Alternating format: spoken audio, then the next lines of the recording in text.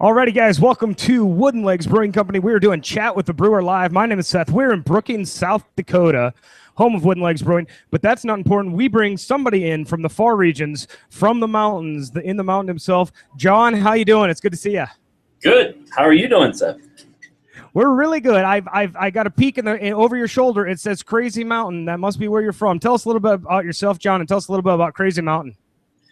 Crazy Mountain is a brewery in just outside of Vail, Colorado, and the owners, Kevin and Marissa, started about 5 years ago on a vision that, they would have lots and lots of time to ski, fly fish, camp, whatever they wanted to do in the beautiful mountains of Colorado, and make some beer to, support their love of the lifestyle up here. But they made really good beer to start with, and it became very popular, and pretty soon we're brewing 13,000 barrels out of this very small facility here every year. And we're headed to Denver this summer to open a very large facility there to serve the needs of the people outside of Colorado. 13,000 barrels. I'm going to let you in a little history lesson, maybe geography lesson. In the state of South Dakota, the entire craft brew industry, I think, brews 4,000 barrels. So you guys are above and beyond what the entire state does. We're happy to have you. This is actually Brant. Some of the people in the pub know him as one of the other co-owners. He's going to sit in and do the rest of the questioning. He's been preparing mercilessly in the back to grill you with all the questions. And actually, no, that's not true. He actually said he wants to jump in and try the beers first. We've got 2 years on. I'm going to turn you over to Brant, and I think we're going to talk about lawyers, guns, and money, and horseshoes and hand grenades. Do you have a preference on which one we try first? I would go with horseshoes first because lawyers, guns is an ass kicker. I can say that, can I? Yep, we're grown-ups. So the horseshoes and hand grenades, that's the one you want to talk about first? Yeah, start with horseshoes. Okay. And who's our taster over here to my right? To your right, this is Sheila. She's going to help us out. Hi, Sheila. How you doing? I'm John. She comes in, and we got a whole rest of the crew. We got Ange behind the bar over there.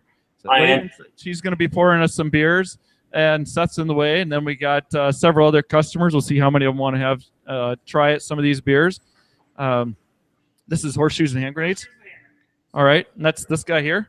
Yep, right there. Oh, usually he picks a couple different colored beers for me, so it's easier to choose them. But tonight they're both pretty equal in color. So let's check out horseshoes and hand grenades here. Can you describe the style to us and what kind of things we can see in this beer?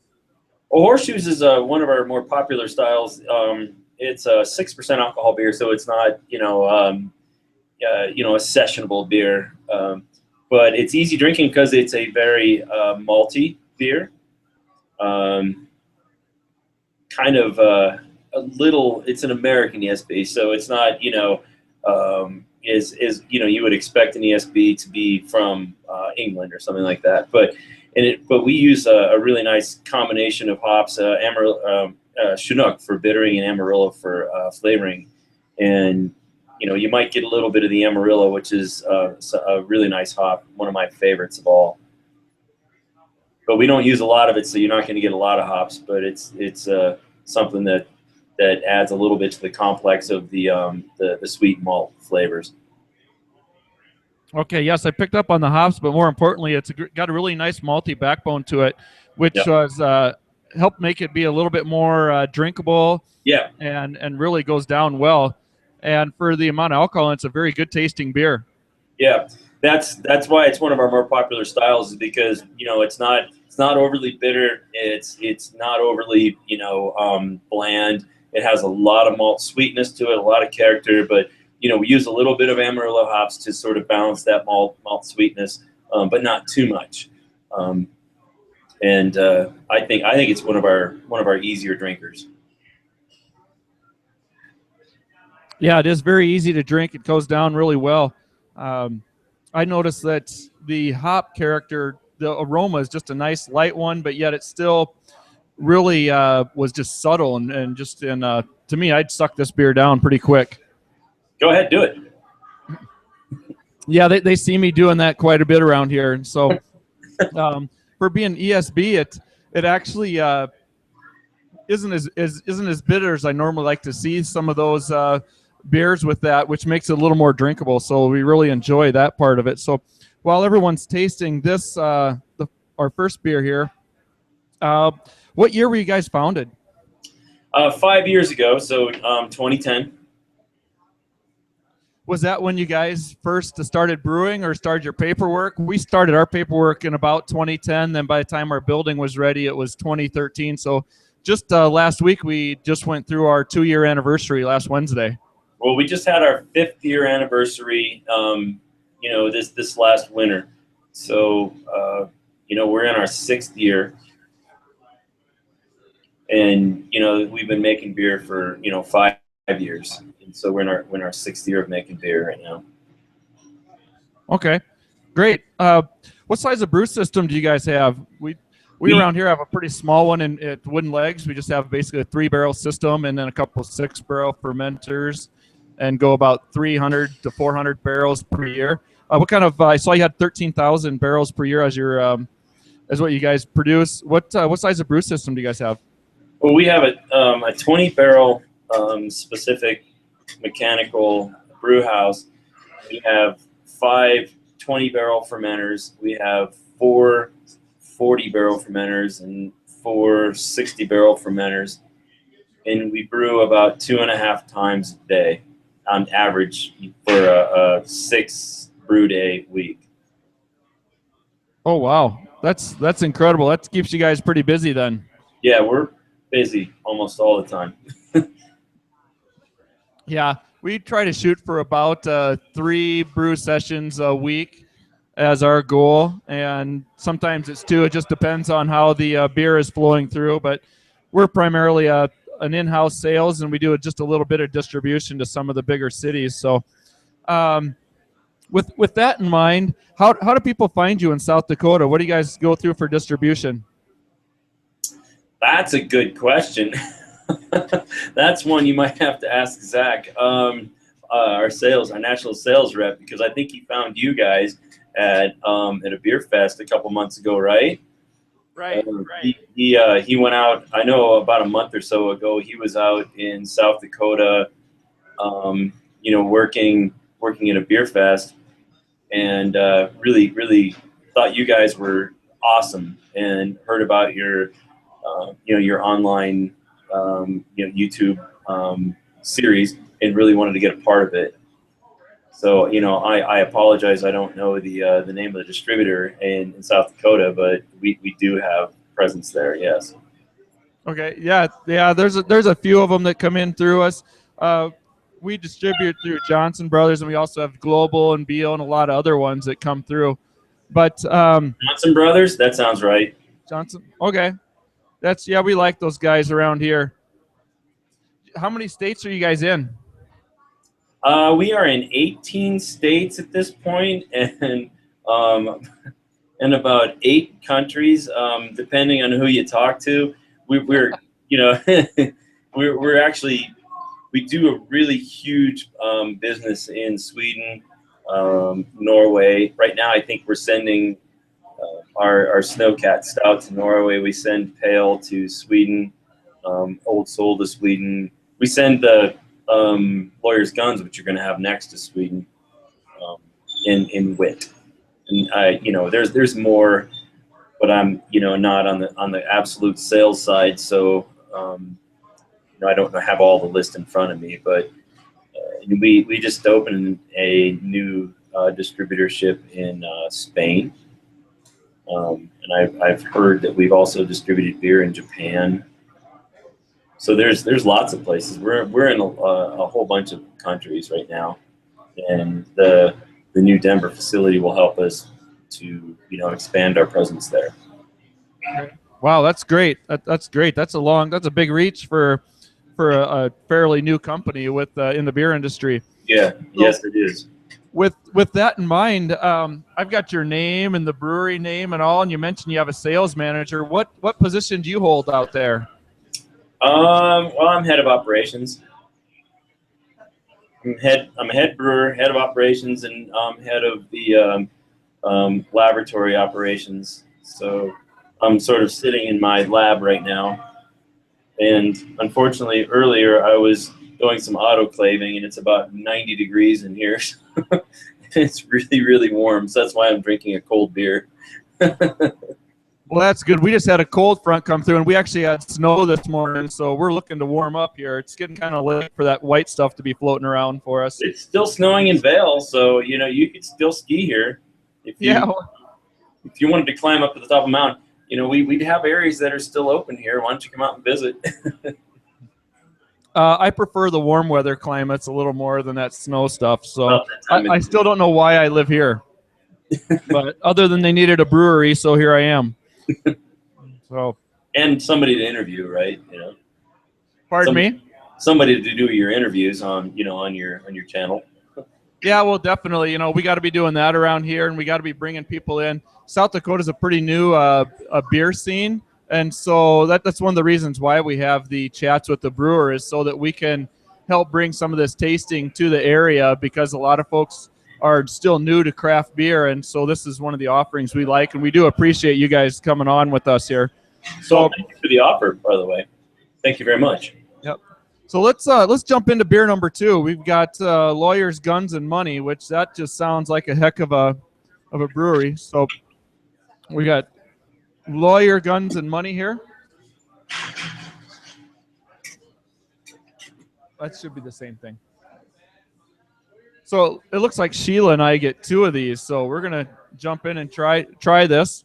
Can you describe some of the characteristics of it in the style while we're trying this? Well, Lawyers is a absolutely beautiful beer that's supremely hopped with 3 different hops. We put a lot of we put some Eldorado, put a lot of Citra hops in it. We dry hop it with Citra, late hop it with Citra, and you're going to get that. It's going to smell sweet and fruity on the nose, and it's going to be really sticky sweet in a hop sense on the taste.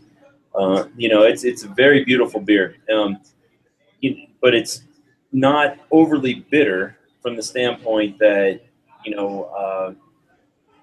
we use a lot of crystal malt in it to give it some malt sweetness, and not overly bitter, so it allows the hop aroma and the hop flavor to stand out. So it's another one of those drinkable beers like Horseshoes, where it's not standoffishly bitter.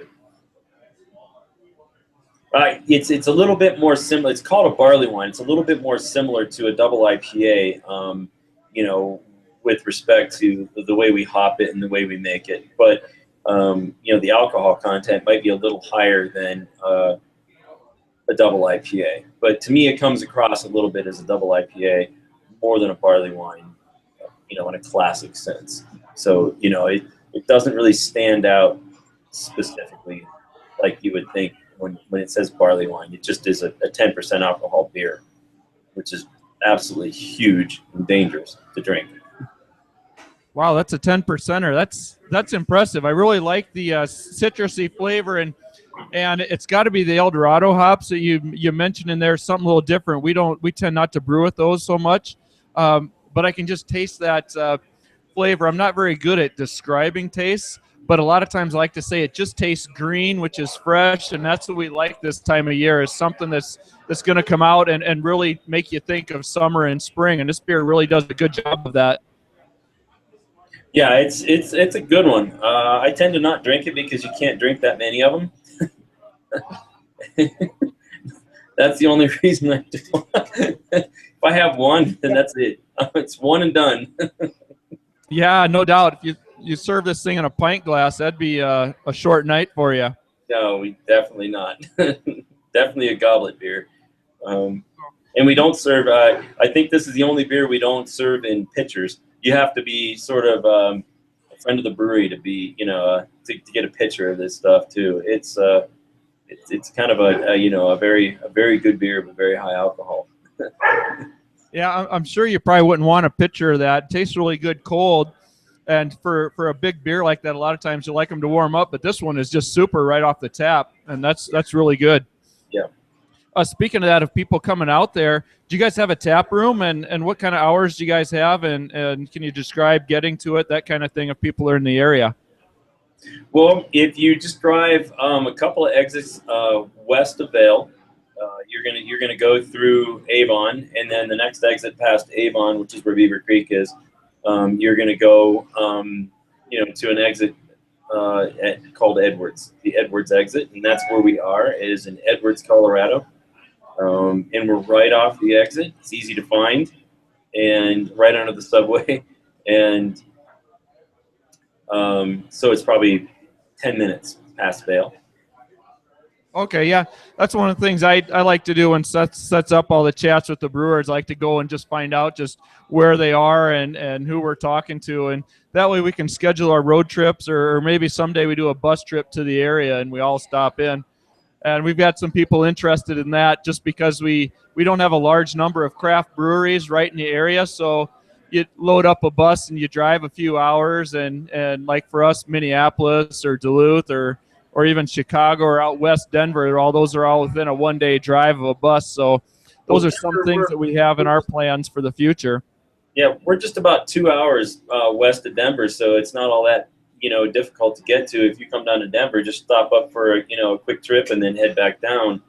And we're open from 11 in the morning typically till 8 at night. It depends on how big the crowd is. Summer, the crowds are pretty big, so we might be open a little longer. It's just a tap room, so we don't have we have a crazy truck out there, and I think we're going to open it back up again this summer. So we do have some food on premise, but it's not a restaurant, but we do have a crazy food truck. Well, that stuff's usually the best to go with beer, just something a little crazy, whether it's sausages or little sandwiches or just some of that fun food stuff, just to help the beer go down. Yeah, the proprietor changes each year, so we haven't announced who it's going to be this year. Last year it was some of the best food I've ever had. The dude just used to make some incredible fish tacos and braised beef tips tacos, and oh man, it was some incredible stuff.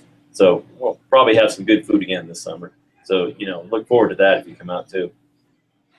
Well, that's awesome. That helps keep the variety going. That's something a lot of people look for and like to keep things changing up. So speaking of variety, things like that, what type of trends do you guys see in your area? To go back to the beer side of things, what type of trends do you see for production and tastes that people like out in your area? One of the things we're really having a lot of success with right now is an India session ale that we put out for our restaurant partner. Our brewery in Denver has a full restaurant in it, but we don't have we don't run restaurants. So we partnered with a group locally that is a good restaurant on Beaver Creek and Vail, Mountain. And so we made a beer for them. It's a session ale. It's a 4% alcohol. It's extremely hopped. I do a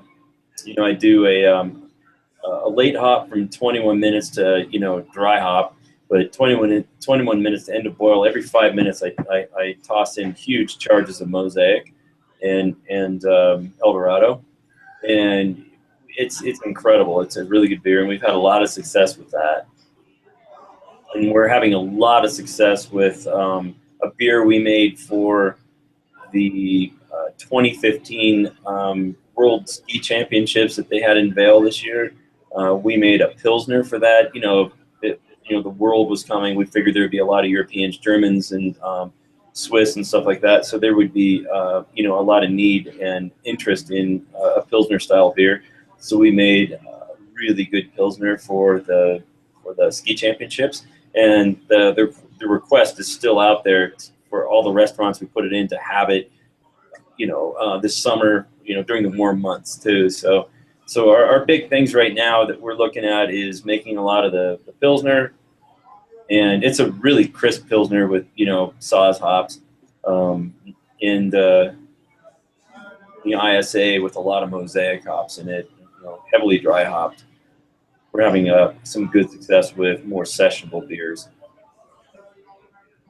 Okay, cool. Yeah, I was going to ask you what types of things you did to it to kind of localize it. I know everybody with Pilsners, those are pretty nice light beers, so it doesn't take a whole lot to kind of localize it. And you mentioned that you hopped it up a little bit, which is pretty common for Colorado and places further out west. Was there anything particular of the Saz hops that you put in? Is that the only hops, or did you add any other ones to it? That's it. I do a small a small bittering hop, high alpha bittering hop, and then I think I did three three late hop editions of Saws on the first one that we put out for the ski championships, and this time we're just gonna tweak the recipe a little bit this time by we're gonna see if we can get a dry hop in there of Saws hops to give it a little bit more of that flowery aroma. I mean, I'd like to see a little bit more higher carbonation in what we're doing with this one, as a Pilsner would be typical. And, that's going to drive out some more of the volatiles too, which is going to make it just the aroma just really nice. So, we're doing some small iterations on it too, before we really come out with it full time to get it just perfect. Okay, cool. I mean, that's one of the fun things we like to do around here is take one of our recipes that's a really, really good seller and then just tweak it a little bit. And whether it's a little different strain of the yeast or a little different hop profile, and then we get some of our regulars that taste it, and then they're like, "Hey, what'd you do to my beer?" And so it's always a good thing just to keep them on their toes. I'm hoping nobody notices that much, but little things. I think the hops are going to be really important with this, where we've got a really very beautiful, crisp, Pilsner, and I just want to tweak it a little bit just to get it, so perfect, in its hops. That I think that's the important part with it. That it's going to be, really, really popular. From, it's just the way we hop it. It's a lot more drinkable than a lot of the Pilsners I've had out there from other companies. You just want to sit back and have 2, 3, 4, 5 of them, as opposed to after your second one you're sort of like kind of done. But, it's a really good one. You should, when you come to Denver, you should definitely stop up, because we've got one in the tank right now fermenting. It'll be 3 more weeks, so make sure you're here, before it sells out. We'll definitely make a note of that for when our bus heads that direction. So I've got some questions here. Sheila's got some questions too. Let me ask you a couple more questions. Well, actually, let's go with that. And I'm gonna steal some of Sheila's questions here. I'm just gonna randomly pick question number 3. And she's asking, do you let 4 brewers make the beers, or do other employees help with the recipes too?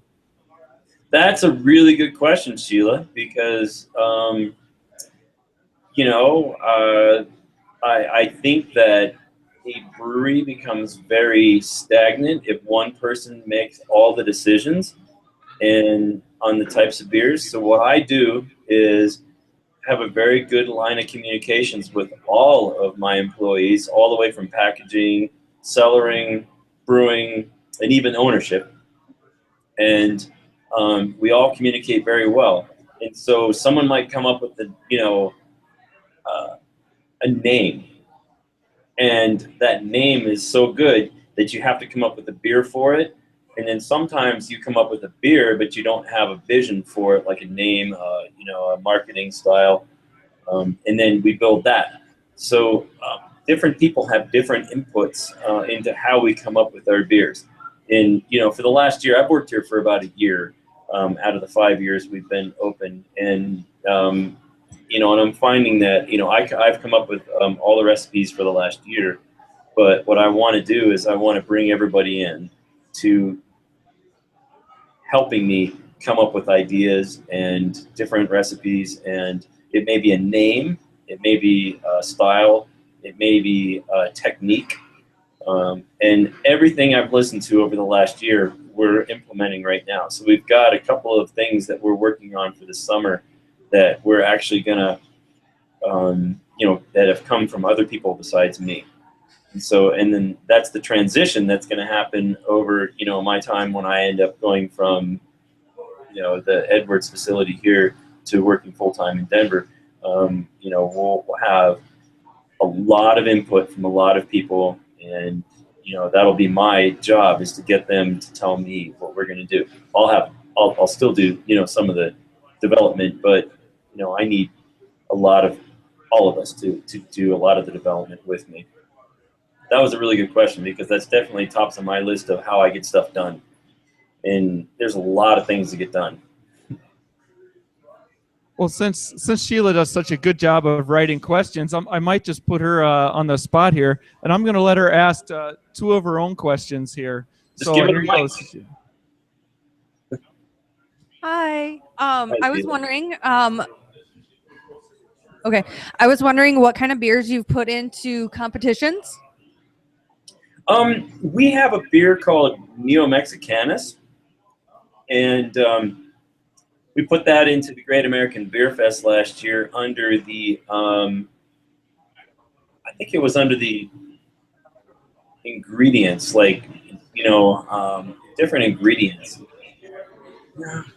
I can't remember exactly what it was. I have the thing there. I can find it, but I get out of the picture for a minute. It was what our Neo Mexicanas is, a hop that is the only hop known to man that doesn't have European roots. So instead of being Humulus lupulus, which all have European roots, this is Humulus Neo-Mexicanus, which has American roots. And so we have a very large, if not the only, brewery that has a contract for it. And we make a beer called Neo-Mexicanus Native Pale Ale. It is, we entered it into the into a category last year at Great American Beer Fest, and we did very well. We were vying for one of the top spots. I don't know who else was in there. I didn't see who the competition was, but we did very well in that one. Typically, our beers, other than that, we don't usually go by style. So our pale ale isn't typically by style. So we don't necessarily enter that into a pale ale, competition. It's just not something that we do. So most of our beers, because our name is crazy, we make our beers a little bit crazy. We don't exactly make them by style, so they don't typically, wouldn't view them as doing well in competitions. But we're very proud of them nonetheless. All right. Well, it's great. It's good to hear about that in the competitions. We've got a few breweries. Typically, we're not too big into getting into the competitions around here. We like to brew beers that are new and different, and just keep people a little bit guessing of what the heck we're really doing. Right. Crazy, right? Yep. Yep. I understand. So I love the way you guys name these things with the 2 beers we've got here. So it looks like that's a lot of fun, and we show a lot of creativity as well with just different ways of bringing a name to it. Yeah. Sheila just mentioned our Pogonophilia, which was our anniversary beer, and it was basically a Russian Imperial Stout that the name of it kind of translates to the sexual attraction to beards in a way. And so that was kind of a fun one. A brewer's got to have a beard, right? Apparently. Okay. So I don't know if you get crap about that, but I grew one just long enough to have it, and the very next day I shaved it all off except for the little bit in the front that you see here. So do your guys out there give you crap for not having a huge beard or not? Well, they don't give me crap about anything. So, we have a couple of girls working for us, and so it'd be difficult for them to grow anything. So, we have a lot of guys with beards, yes, but we have a lot of girls, and we have some guys without beards also. So, I think it's true though that the industry is very accepting of its beardness, but we're accepting of whether or not we have beards. We do have a mustache competition every once in a while. We did one in March, but I didn't win. I don't do mustache as well, but yes, we have some pretty hairy fellows out there. I hear you. My wife doesn't give me too much crap either way, but at least she appreciates the effort I give and supports our business. So if these guys say I need a beard one week, I do my best to put one out there. But some of the others of us do a lot better job than I do. Sheila had another question here. We're going to have to get wrapping up pretty soon. We like to try to keep these about to a half an hour-ish or so. Typical Americans watch them. They have attention span of about 8 seconds. So we'll keep things moving on. But Sheila's asking, are you guys looking to expand or stay the same, or how are things going for you that way? Well, remember, Sheila, we just are about to walk into a facility in Denver that produces 80,000 barrels a year. So with our 13,000 barrels up here in Edwards and our 80,000 barrels down in Denver, we'll be able to serve the needs of more of our customers across the country and across the world. And so, yes, we are looking to expand.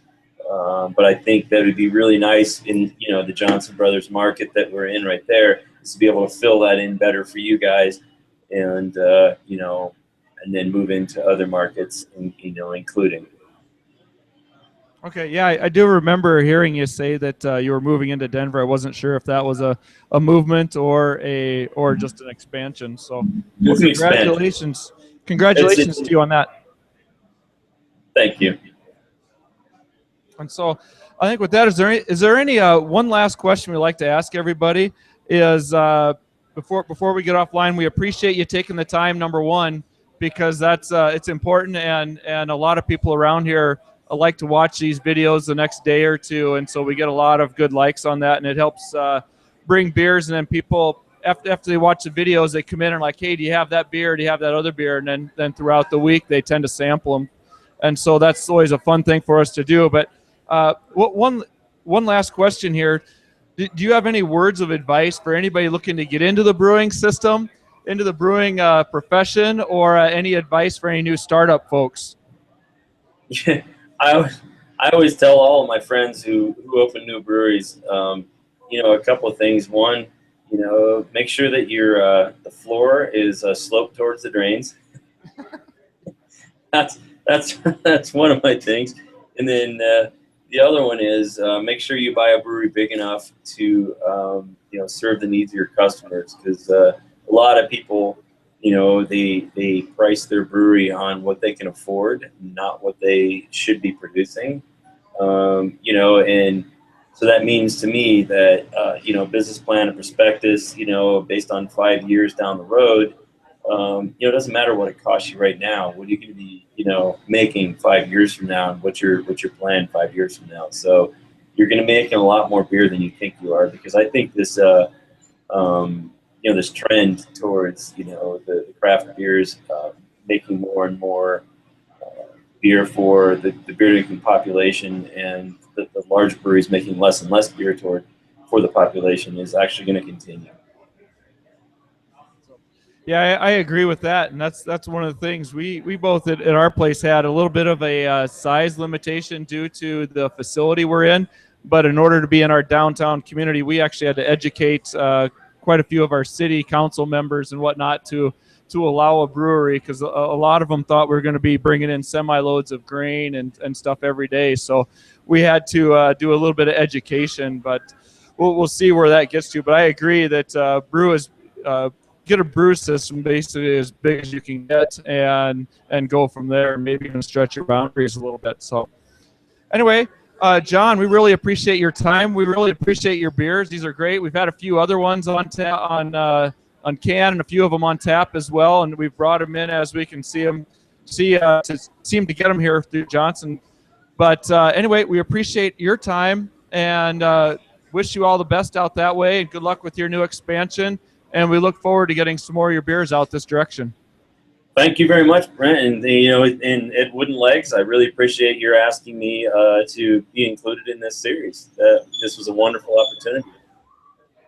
Okay, we appreciate it. Well, you have yourself a good evening, and a little bit earlier than us, but hope you have a good night. Have a great evening. All right. Thank you, John. Bye.